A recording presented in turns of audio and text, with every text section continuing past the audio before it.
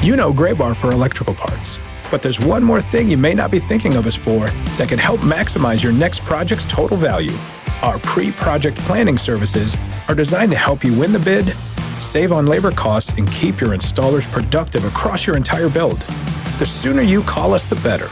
Because when we're there from the beginning, we can anticipate your needs and help you solve problems before they become problems. Yep, Graybar does that.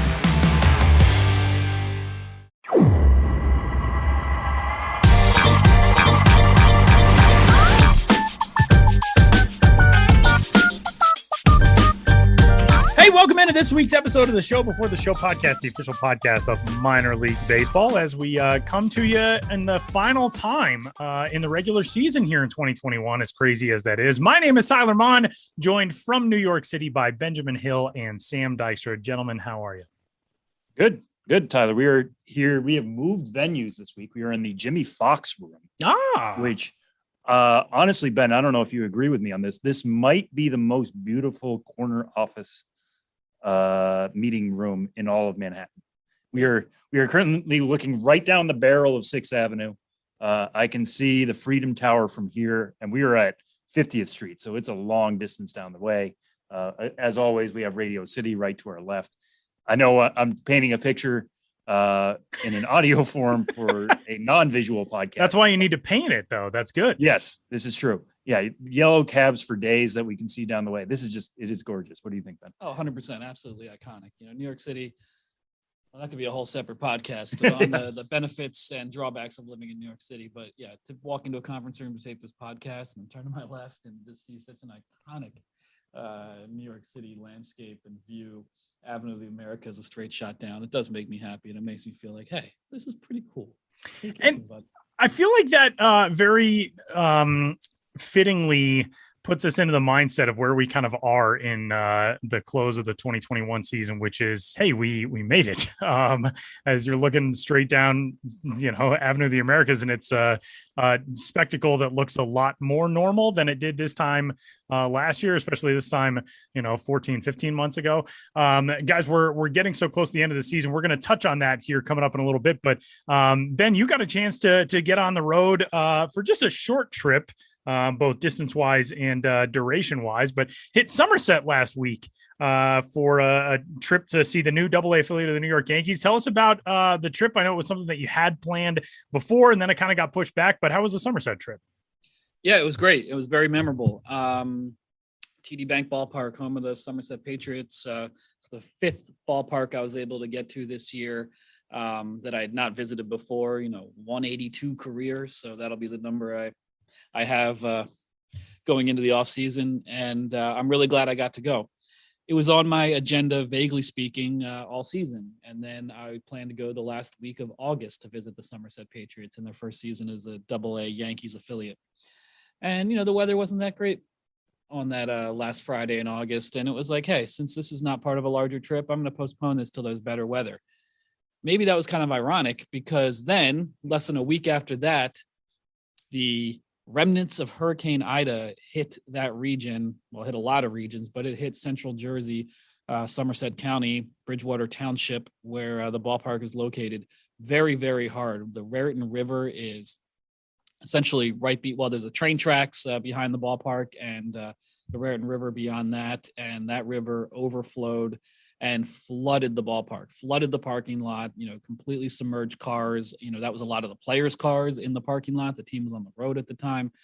The waters went into the ballpark, completely submerged the playing field at depths of 6, 7, 8 feet, and went all the way into the 7th row of the seating bowl. That's September 2nd. So my first thought then is this larger concern for the area and the people involved. On a selfish level, my thought is, well, it doesn't look like I'll be getting to Somerset this year, given the state of the ballpark here on September 2nd. And the team was coming up on a 6-game homestand to close out their home schedule with the Hartford Yard Goats. The first 3 games of those were shifted to Hartford. But meanwhile, work got underway. The waters receded. All hands on deck cleanup operation led by groundskeeper Dan Perner. As many 30, 40 people at a time, working long days, cleaning up the ballpark. A lot of it was just as the groundskeeper, Dan Perner, told me, a lot of it was just hosing. The grass is just, mud and gunk and sediment everywhere. So just hosing everything off, putting the padding back on the walls. And that's sort of a puzzle piece on its, in and of itself, because you have all these different little disjointed pieces of padding. It's not necessarily a uniform thing, given the layout of the playing field and where the padding goes, and on and on. There was a lot to do. So this past Friday, September 10th, was their first game back to play their three final home games at home. And so not only did I just get to go see a new ballpark that I'd never been to, it was in this very memorable and, frankly, fairly inspiring situation that the team was able to return. And I think it speaks to a lot about the team, the front office, of course, the groundskeeper, but the whole front office. So talking to different front office members before the game, some local politicians, the groundskeeper, about how this all came together, I was like, well, this is a story in and of itself. And that story on what the team did to get back ready to play 8 days after devastating flooding is up on MILB.com right now. And I hope people will check it out and, also look at some pictures and video to get a sense of this and read all about it. Beyond that, yes, then it was just also a minor league baseball game. And as these things go, it's weird how normal it felt, once it got started. If you were at that ballpark and didn't know it had flooded, you wouldn't have known on this past Friday night. So it was just seeing a minor league ball game. The ballpark was built, in the late 90s. Reminded me quite a bit, honestly. It's also in Central Jersey, of the Double-A team that the Somerset Patriots replaced, the Trenton Thunder, just in kind of the architecture and style of it. You enter, main entrance, home plate, enter right into, full view of the playing field on the concourse. It's not a 360-degree concourse. It goes, back up around roughly, towards the foul poles on both sides. Fairly no frills, brick exterior, but a really pleasant place to see a ball game, and one I really enjoyed. And I think me growing up in the Philadelphia area, have family in Central Jersey, it felt very familiar to me. I guess just the overall landscape and the Jersey setting and the types of people at the ballpark. Just I kind of had to remind myself a few times, you've never been here before, because there was something about it that just felt from my own history and experience as a place I'd sort of already been. Yeah, I was going to ask, what was the atmosphere like there? Because you were there at least a little bit after it reopened, but not that much after. Was there any feeling of oh, this is great that we're back this quickly amongst the fans, amongst the people you were talking to? I know you said if you didn't know that the park was flooded, you couldn't tell, but in terms of just general atmosphere, what was that like? Both as a new ballpark that you'd never seen before, but also just in a return after what seemed like could have been a season-ending storm. Yeah, I mean, I think obviously a lot of people were really happy to get back out to the ballpark, especially after the stress of that week. And you want to keep in mind when you're celebrating baseball's return, and I can't believe this cleanup job. It's trying to keep in mind people lost their lives, and many people lost their homes, and I didn't want to give too much credence to everything's great again just because there's a team here. But symbolically, I think we all know this about sports, and I think especially baseball, because it's the most daily of the sports and the most accessible of the sports, just in terms of attending a game, that a team playing in the wake of any kind of tragedy, whether it's a weather related tragedy or something that happened in the community, whatever that may be, it means a lot, because it's a sense of normalcy. It's a place to gather, and I think there was very much that feeling then, one of gratitude. And I think the Patriots, from what I can tell, I never went when they were in the independent Atlantic League, but for 20 years, they, I think, built up a really good fan base in the Atlantic League. And you just get the sense that the fans there are pretty committed to the team, and switching over to the Yankees affiliation just made a good relationship for them even better, because, it's Central Jersey. You have a lot of Yankees fans in that general area. And the team is, right in the thick of the Northeast League pennant race. So for the subset of fans, which I would say in Somerset is higher than other markets, who know what's going on, on the field, rooting for Yankees affiliates, aware that, the team's in the postseason hunt, and, wanting the postseason even more now, just with the story of the ballpark flooding. And not only were they able to return for their last 3 home games, but if they can make it to the playoffs, then there's a coda on this long, strange, transitional, sometimes traumatic, and perhaps ultimately triumphant season. Well, Ben, as we make this push toward the final weekend of the regular season, we switch coasts and we head out to the West Coast for our interview segment this week, where one team is making a big push promo-wise for the end of the season. That's the Stockton Ports, and we got a chance to catch up with Stockton today. We're recording this on Thursday, the 16th. Coming up tomorrow, a very Stockton night as they will honor their local heritage crop. Tell us about what's coming up in the interview today. Yeah. The asparagus is the asparagus. Wait, no, I almost just said asparagus is the Stockton capital of the world. And, by transitive property, maybe? Yeah, it's probably not wrong. But also, in addition to that, Stockton, California is the asparagus capital of the world. And we're going to talk about the Stockton Ports Asparagus Night with Pat Filippone, the president of the team. And what goes into celebrating asparagus at the ballpark? I've visited Stockton myself twice. Designated eaters getting asparagus dogs, asparagus hot dogs. Fried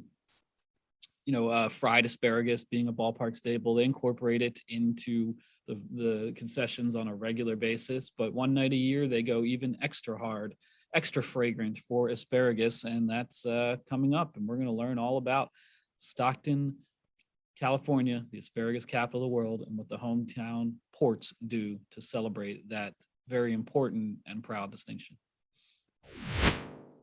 It hit me about halfway through that. Why don't they call them the Stalk? Stalk. Ah, Stockton Aspara-guys. Why is this off? Wait, we're still recording. Wait, are we still recording? I'm recording, but all right, we're going to keep this in because that's a great observation. I'm honestly going to make that the show title this week.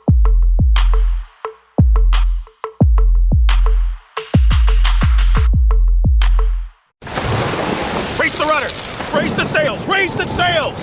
Captain, an unidentified ship is approaching. Over. Roger. Wait, is that an enterprise sales solution? Reach sales professionals, not professional sailors. With LinkedIn ads, you can target the right people by industry, job title, and more. Start converting your B2B audience today. Spend $250 on your first campaign and get a free $250 credit for the next one. Get started today at linkedin.com/campaign. Terms and conditions apply. Here on the Show Before the Show podcast, I, Benjamin Hill, co-hosts Sam Dykstra and Tyler Maughan are joined by a special guest, president of the Stockton Ports, Pat Filippone.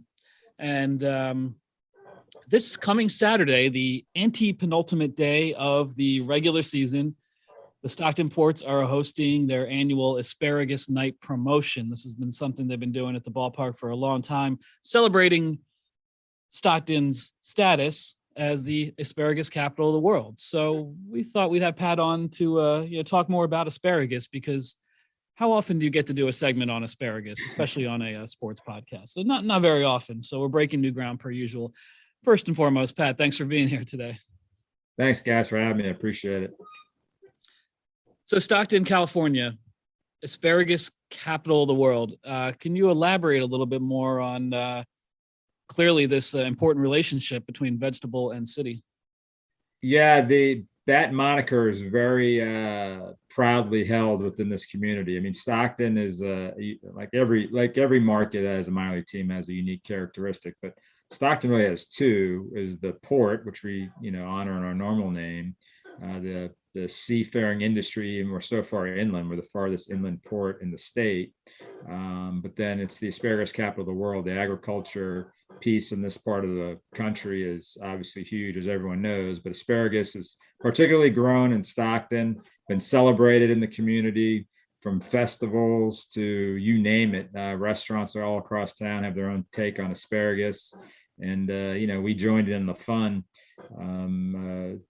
8 years ago, we really got serious about it, but we've always served asparagus at the ballpark since the new ballpark opened in 2005, or was new. Obviously, we're 16 years into it. So it's always one of our more popular, unique items. And there's times where we run out and you hear about it.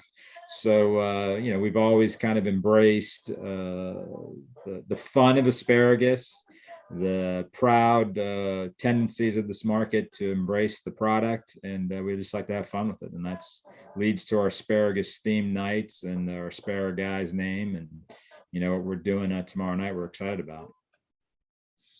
Yeah, absolutely.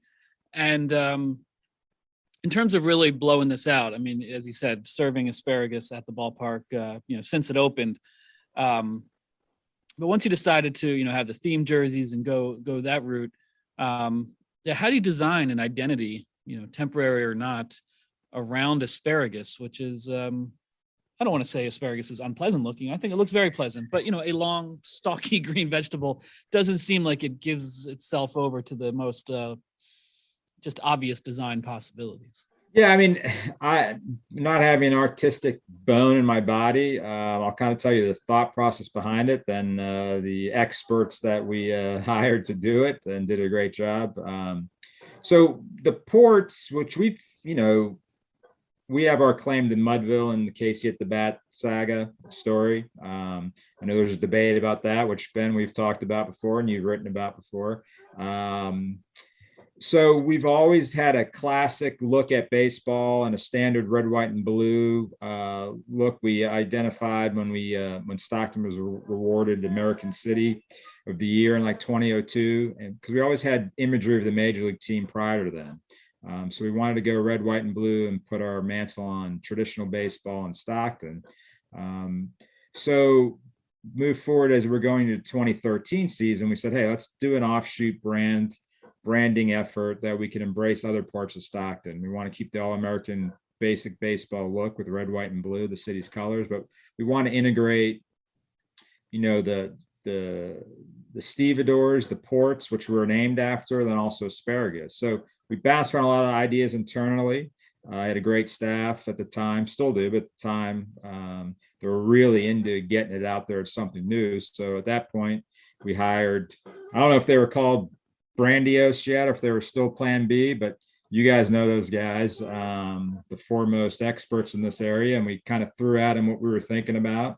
They embraced it like they always do in these projects, and came up, did some research themselves, and they came up with a bunch of logos and branding that integrated the dock worker, 5 o'clock dock, and asparagus, and they mixed the two perfectly, I think, with the stevedore guy holding a spear of asparagus. Then we had some offshoot, just asparagus branding as well. And that's where we developed the Aspara-guys name and did some mascot stuff and running asparagus and all kinds of stuff. And the market loved it because we kept the classic look, but we had the alternate look that delved into specifics in town, the gritty kind of part of Stockton that people are proud of. And at the end of the day, what's not to like about asparagus? So it all worked out very well. And when you guys are talking about incorporating it at the ballpark, we're talking about logos here and stuff like that, but how do you guys incorporate a vegetable? Like, we don't think about being at the ballpark and literally eating your vegetables. Like, this feels like something my mom would try to force on me when I was 6. I know everybody around that area is proud of the asparagus, and why shouldn't they be? But when you're trying to make it into a ballpark staple, you guys are, how are you guys able to do that? Well, we started with a couple traditional things. So we developed the running guest character. We worked with Dave Raymond back when he was really into the mascots, creating the costumes, and he did some cool costumes for us with the various asparagus, 3 different ones, like a chocolate covered, a fried one, and we did the racing the mascots and had the mascots around. I know the Wilmington team did stuff with a celery guy popping out of the scoreboard at one point. So, think that we had that in the background of, that was a cool little imagery thing. And if you can do celery, asparagus is way cooler than celery. So, we kind of did an offshoot on that. And then that morphed into just having a Gus guy run around. And then we developed a female Gus, and I jotted down her name. I'm sorry, I always forget her name, but and I can't seem to find it right now. Augustina, that's what we call her. Augustina. So we had Gus and Gustina. So, in COVID, they kind of disappeared on us a little bit, but they're going to be out in force tomorrow night at the game. And, it's just having fun. I mean, again, it's you can't take having an asparagus as a theme too serious. So we just have fun with it and have these 2 characters bopping around, taking pictures and just being present, and put a smile on people's face. Again, I always fall back on what's not to like about asparagus. So, just makes it fun and unique and ironic. You guys were in on the food trend so early, and with apologies to Lehigh Valley and Fresno and those others, there's a lot of the food trends that I feel like a lot of places can claim. A lot of places can claim bacon. I'm sorry, Lehigh Valley. Tacos are a universal thing now, but for asparagus, I feel like not many people probably knew outside of the Stockton area of like, oh, that's the world capital of asparagus. What was the kind of the national reaction when the merchandise sales started and people started getting wind of it and reacting to it?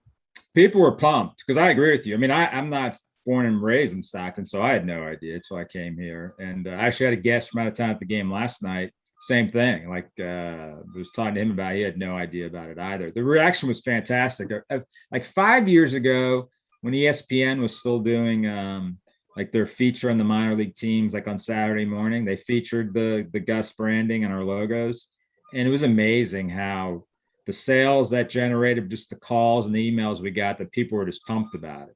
Because I agree. I mean, I think there's somewhere in Florida that grows asparagus quite a bit, but they know that we're the capital. So there's like no argument like Casey and the Bat is with Stockton and Western Mass. So people just defer to it, and we're proud of it. Maybe other people laugh about it, but we're proud. We laugh about it, but we're proud about it as well. And it is unique, and it's something that we enjoy embracing. Yeah, and a lot of those teams that Tyler just mentioned in terms of like the Fresno Tacos, who are now in your league, have like Taco Tuesdays where they play every Tuesday as the Tacos.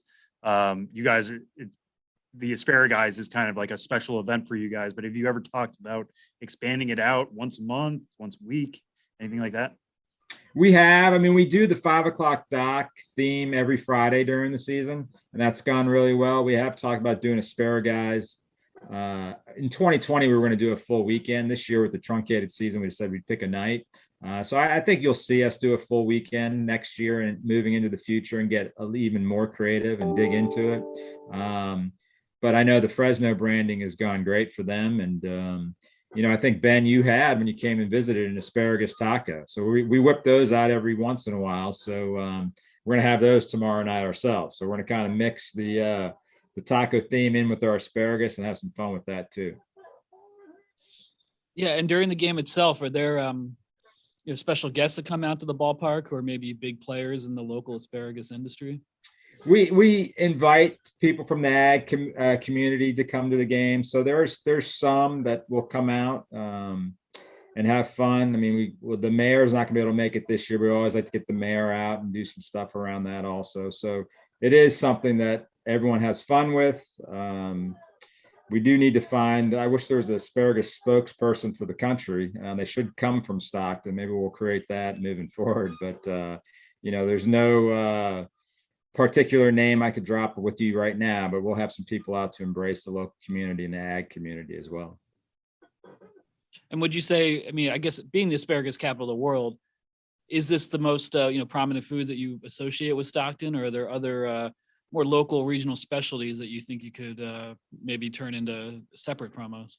Asparagus is far and away the most local regional one that we have. I mean, the ag industry in the Central Valley, California is huge. Obviously Modesto's the nuts, right? I mean, there's nuts down in that part of the next county south of us.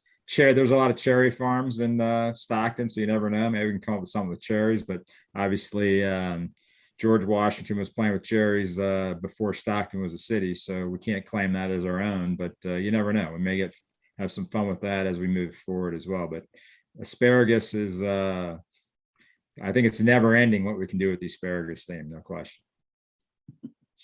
Never ending options and opportunities for asparagus. Well, this year's 2021 iteration taking place Friday, September 17th, tomorrow, for us right now doing this segment. So, and if you're listening to this podcast and maybe the game hasn't started yet, get out to Stockton, celebrate the asparagus. And Pat, hope you have a great asparagus night. And thanks for joining us on the Show Before the Show podcast. Appreciate it, guys. Thanks you for asking, and good luck going into this last weekend of the season. Thank you.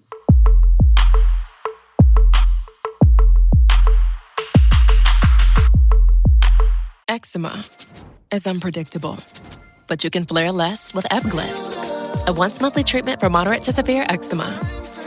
After an initial 4-month or longer dosing phase, about 4 in 10 people taking Ebglyss achieved itch relief and clear or almost clear skin at 16 weeks. And most of those people maintained skin that's still more clear at 1 year with monthly dosing. Ebglyss, lebrikizumab LBKZ, a 250 milligram per 2 milliliter injection, is a prescription medicine used to treat adults and children 12 years of age and older who weigh at least 88 pounds or 40 kilograms with moderate to severe eczema, also called atopic dermatitis, that is not well controlled with prescription therapies used on the skin or topicals, or who cannot use topical therapies. Ebglyss can be used with or without topical corticosteroids. Don't use if you're allergic to Ebglyss. Allergic reactions can occur that can be severe. Eye problems can occur. Tell your doctor if you have new or worsening eye problems. You should not receive a live vaccine when treated with Ebglyss. Before starting Ebglyss, tell your doctor if you have a parasitic infection. Ask your doctor about Ebglyss and visit ebglyss.lilly.com or call 1-800-LILY-RX or 1-800-545-5979. Moving along on this week's episode of the Show Before the Show podcast. Thanks for tuning in wherever you found us. We got all of our past episodes on all of your favorite podcasting services and also at milb.com/podcast and all kinds of good stuff to get to before we wrap up this week's edition of the show. And that brings us to 3 strikes here in segment number 3. And we've got a big time thing for you to utilize this weekend.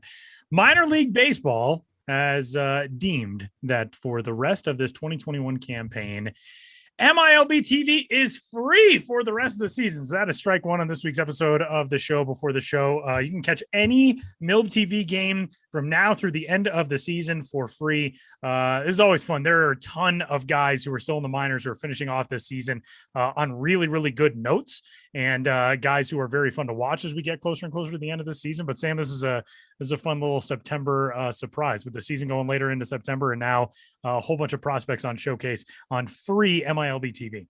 Yeah, you mentioned a lot of guys are ending the season well. I feel like that's especially true this year. Usually we're talking, especially in September, but late August, of guys kind of running out of gas and things kind of coming to an end and really winding down. I feel like there's been a lot of the top 100 guys are really ending on solid notes, and this free MILB.TV offer is a great way to check out these guys. MILB.TV has never been bigger. It's never been easier to watch. It's never been clearer. So if you were holding off on this year for whatever reason, and you may have many of them, that's totally fine. But now is a great opportunity to check in. Maybe it's something you want to try for 2022.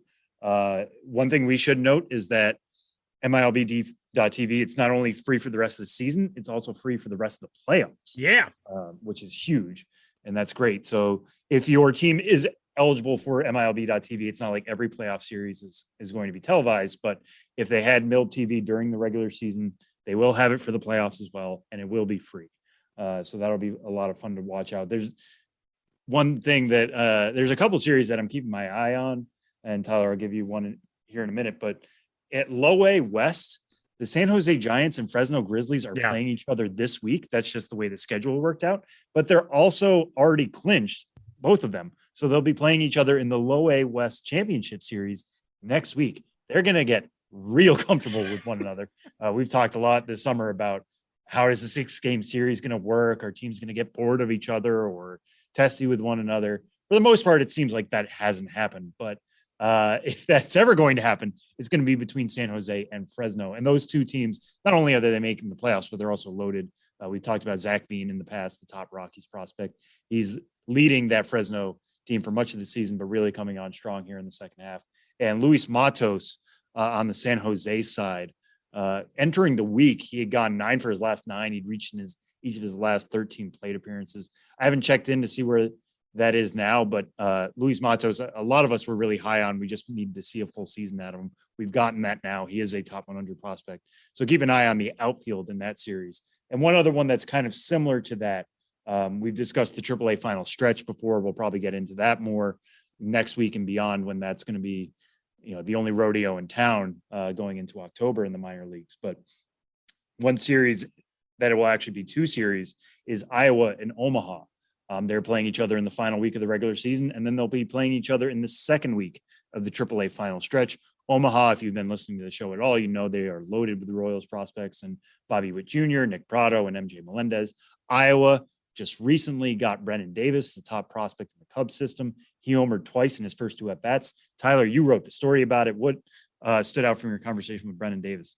Yeah, Brendan Davis, when he answered the phone, or when I answered the phone, I can't remember who called whom. I said, so I guess the AAA is pretty easy, right? And he said, yeah, not really. But I think for him, it was just a case of, being able to get to that level, kind of get some of the nerves out of the way. He sort of laughed his way through describing his first two at bats. He had homers in his first two at bats, as noted. And he said, in the first one, I really got myself in a hole. I was down 0-2 and ended up getting a pitch that kind of hung up, a breaking ball that I took out. And then he said in his second at bat, he said the pitch before the pitch that he hit out for a second home run, he said he took just an awful swing and then was able to stay in that at bat and crank another home run. It's pretty exciting. I mean, for Cubs fans, obviously this has been a frustrating year and losing, pretty much everybody who was part of the core of the World Series championship team. But you do have guys like Brendan Davis who are coming up. And I really liked his approach to being a AAA, which is that I'm going to use this as a learning experience. If I go into next year and I have this under my belt, kind of knowing what the highest level of the minor leagues is like, if I can conquer this, then I know I'm going to be ready when my name gets called to make it up to Chicago. So he's definitely viewing the last few weeks of this season in the right light.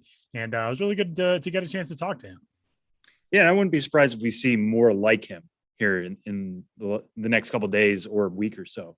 Because the AAA final stretch, it is essentially the regular season. Stats are counting towards the regular season, but it's everyday baseball. And if you have a player at Double-A who you want to get a little extra look at, it's a postseason tournament. But calling them up to AAA, getting them those couple extra at bats, those little extra innings, or like you said with Brendan Davis, just the experience of being at AAA, that's going to have some value, even if it's just for a couple of days. So would not be surprised if he isn't the last big name to head up to the top level before the 2021 season is out. I've got my eyes on Double-A Central. So we explained, obviously, AAA final stretch is the one exception to the minor league postseason picture this year. Everywhere else, top two teams in the league will move on to the league championship series. Here's how things stack up in Double-A Central. In the North Division of that league, Wichita has the best record in the league at 66-50. Arkansas is 3 games back at 63-53. Northwest Arkansas is 3.5 back at 62-53. And Tulsa is 4 back at 62-54. In the South Division, Frisco's running away with that division, but that does not necessarily mean that postseason play is in Frisco's future. They're at 62-53, 5.5 games ahead of Amarillo. But coming up this weekend, there's some interesting matchups, especially Arkansas on the road at Wichita. That's where Julio Rodriguez is with that Arkansas team. So he, just from a prospect standpoint, is probably the guy who's most exciting to keep an eye on in that league. But you look at just that North Division itself, 4 teams within 4 games of each other, and then poor Springfield, which is 23 games out. And then even in the South, Frisco isn't really being challenged for the division, but Frisco is right in the hunt for that second postseason spot. If Wichita closes out the first spot, they're right in the middle with Northwest Arkansas, even with that 62-53 record. So keep an eye on those 5 teams. 2 of those teams will move on, and that'll be a fun one here coming up for this 2021 postseason picture. We already do have a handful of teams who have clinched their postseason berths. Sam noted, of course, Fresno was, I believe, the first of all teams to clinch its postseason berth. They'll move on and face San Jose in the Low-A West Championship Series. Sam, who else is sticking out to you as far as the postseason clinchers have already gone? I know Mississippi was the first team in from Double-A. The AAA landscape, very different, but Double-A, High-A, and Low-A, we're starting to get a little bit clearer picture. Yeah, no, for sure. And one that stands out to me is the most immediate one that clinched just Wednesday night with Eugene in the San Francisco Giants system, clinching one of the High-A West spots. High-A West is actually an interesting league this year. If you've been following that at all, they only have 6 teams. So there is only one division. There isn't this confusion like there are in some of the other leagues in which a team could win its division and not go to the playoffs. There's only 6 teams here. They've gotten to know each other very well, but Eugene is the first one to clinch a playoff spot there. The thing that's big for me in that scenario is it allows for more opportunities to see Marco Luciano, the top Giants prospect who got called up. He's 20 years old right now. He just turned 20 on September 10th. He's pretty much struggled at Eugene. I think he'll tell you that. I think the Giants will tell you that, but he is getting there pretty young. This is still his age 19 season. So I think a little extra time, as many as 5 extra games in a meaningful environment could be huge for Marco Luciano up there in Eugene. So keeping an eye on that one. And then Seth Corey, I think, was their starting pitcher the other night when they clinched. I think a little extra time with him could be huge as well. So Eugene is definitely what I'm keeping my eye on there. It looks like they're probably going to play Spokane. Spokane currently has a 4.5 game lead over Everett, but we'll see if things hold in that division or not. So definitely keep an eye out on that one. Low A Southeast finals are set between Bradenton and Tampa. So that'll be another one that we already know is going to happen next week. And there's still so much to be determined. Tyler, you just mentioned like one of the closest races we have. By the time you guys hear this on Friday, there's still lots to play with 3 days left in the season at Double-A, High A, and Low A. So keep an eye on MILB.com. We have a running story on all the clinchings that are happening every day, every night. It goes all the way back to, I think, like you said, September 7th is the first one we had when Fresno clinched. Now 9 days later, more teams are clinching every day. And, by next Monday, we'll have a pretty good idea of what the postseason format will look like at Double-A, High A, and Low A. And for strike 3 on this week's episode of the show before the show, we're talking one of the most impressive breakout prospects in the minor leagues this year. And that is the number 15 overall prospect in baseball and the top prospect in the New York Yankees organization, a guy we talked about just a couple of weeks ago with a MILB TV recommendation, but currently with High A Hudson Valley in that Yankee system, the 30th overall pick in 2019, the shortstop Anthony Volpe. Anthony this year, 291, 394, 602 is his slash line in 51 games with Hudson Valley. That followed 54 games with Tampa at Low A, in which he hit 302, 455, 623. He has been outstanding so far this season. He has hit 28 home runs. He has driven in 96 runs in his career through 3 seasons. He only played 34 games with Pulaski during that debut year, but that's 139 games professionally, and this dude's got 28 home runs. He has been really impressive. 26 of those have come this season.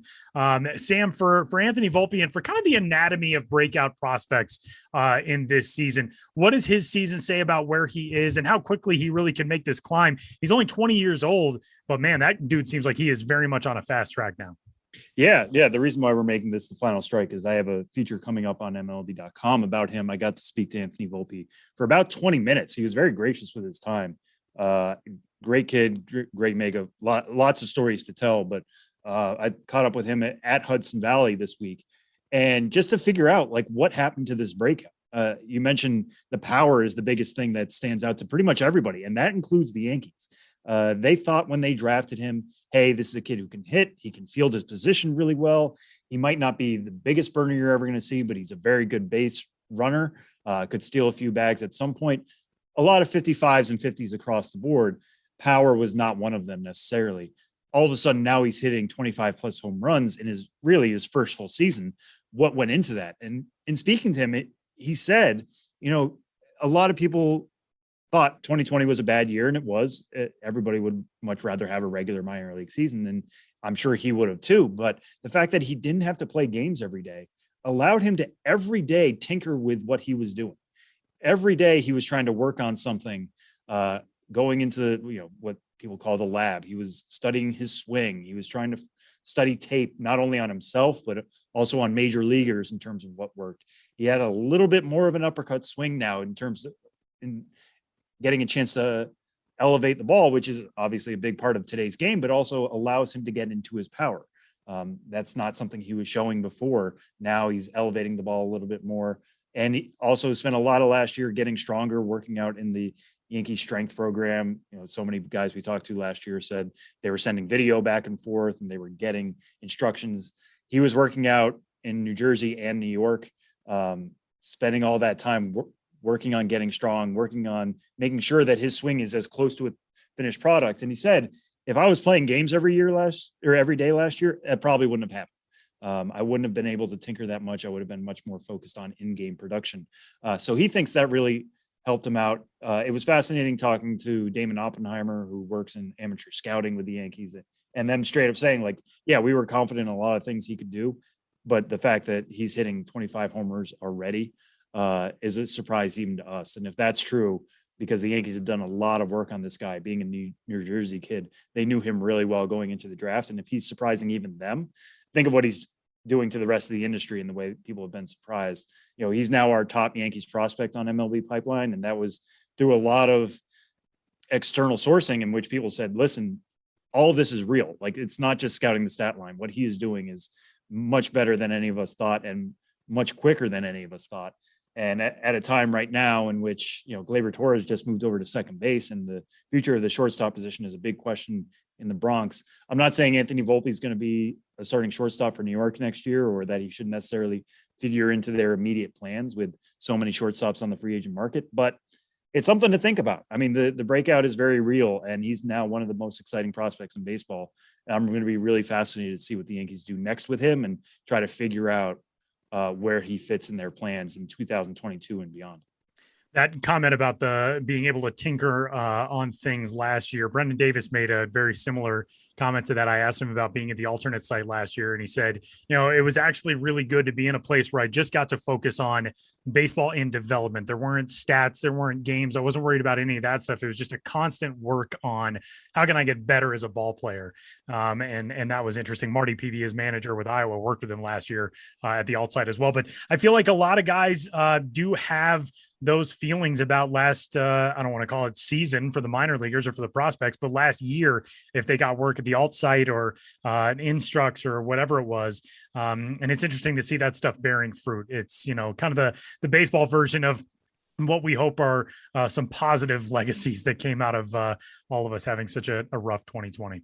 Yeah. And that wasn't universal either. We should Right. say, like, the guys we're talking about here are Brendan Davis and Anthony Volpe, who are literally ranked back to back 14 and 15 in MLB's top 100. Like, you have to have a certain skill set and a certain internal drive to really work on yourself at a time when there aren't games every day. And you also have to have access to resources.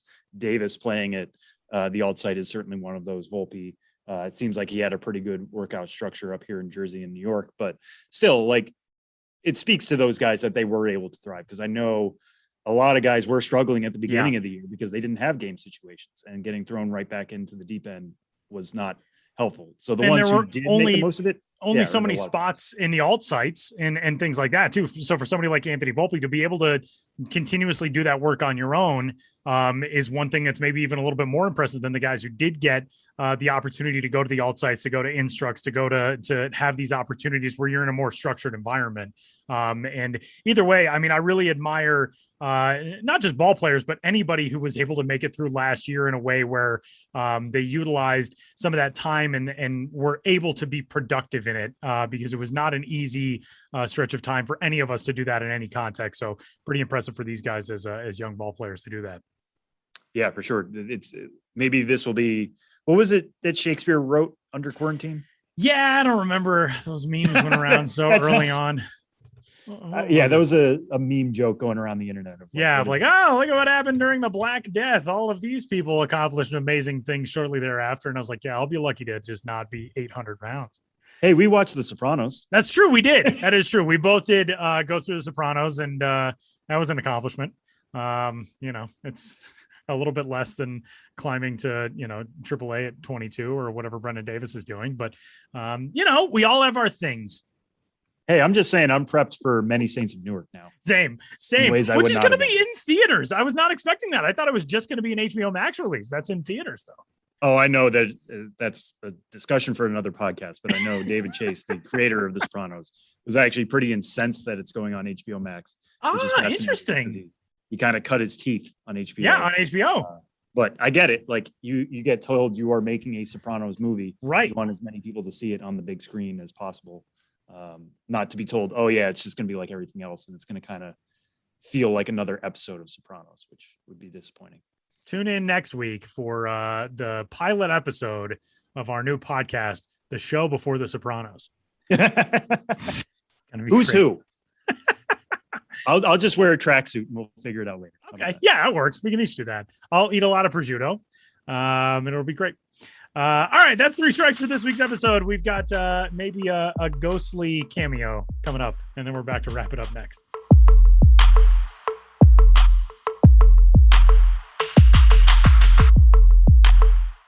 When you want your spring break to feel like and your kids' pool day to feel like and your hotel bed to feel like Ooh, and room service to feel like... Because at Hilton, hospitality feels like... Your cabana's ready. Would you like fresh towels? It matters where you stay. Book now at Hilton.com. Hilton, for the stay.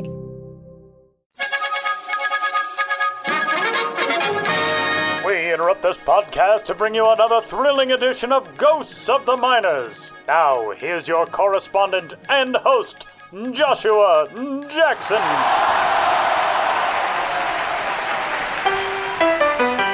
Welcome back to Ghosts of the Miners, in which all of you out there in Radio Land must identify the legitimate historical ball club hiding amidst the fraudulent pair. One was as real as you or I. The others were imaginary friends. In the last segment, I asked you which of the following minor league baseball teams did at one time exist. A. The San Francisco Knickerbockers. B. The St. Louis Trouser Wearers. C. The Denver Dungarees. Well, bust my britches! A. The San Francisco Knickerbockers suited up in Bay Area baseball in the tail end of the 19th century.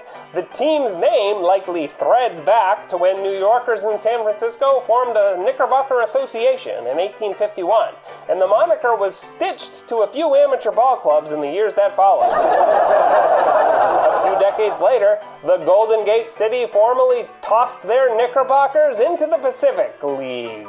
The Sacramento Daily Union recounts a mid-June game from 1879 in which the visiting Knickerbockers beat the pants off the hometown team. As San Francisco pitcher, the only Nolan, who'd played for Indianapolis in the National League the previous year, one-hit the Sacramento Blue Stockings.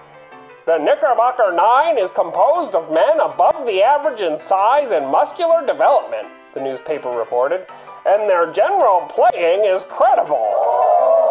The story went on to say that the only Nolan had spent the afternoon pitching balls with great rapidity and just where he liked. But the only Nolan, perhaps the best pitcher in the West, had been a Knickerbocker only because, according to the Humboldt Times, he'd been expelled from the National League for allegedly unprofessional conduct, and he was, quote, honorably reinstated, end quote, in the majors by mid-October 79. In the end, the Knickerbockers put their trousers on one leg at a time, just like anybody else. After hemming and hawing, they appeared in the 81 and 86 versions of the California League, and when the Sacramento Daily Union had occasion to report on a game between them and the Eurekas in July of 86, it was something of a waste. The paper writing, the contest was close and at times very interesting, but its excellence was marred by the wrangling and kicking indulged in. When a public game of baseball is played and an admission fee charged, the players should then consider themselves bound to act so as to please their patrons. And that's the inseam scoop on the dirty knees of the Knickerbockers. Now, on to the question for next time. Which of these agricultural devotees dedicated their time to the ball fields and the miners? A. The Jacksonville Orange Juicers. B. The Appleton Cider Men. C. The Kalamazoo Celery Pickers. Want to know the answer? Go to a yard and dig. Or tune into the next Ghosts of the Miners. But for now, you'll have to excuse me. My producer Ben Hill is in a race from the Fisherman's Wharf to the Giants ballpark, and after his mad ascent of Russian Hill, his legs have seized up in the Tenderloin district.